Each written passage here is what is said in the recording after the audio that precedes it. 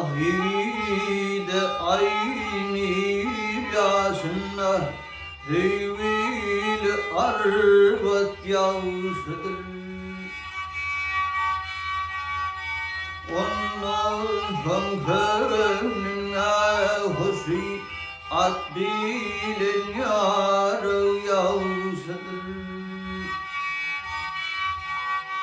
Gene fihat isteydin aşağı tavan gelir durdun. Vahlere kede bizaydın uri ürüne it yal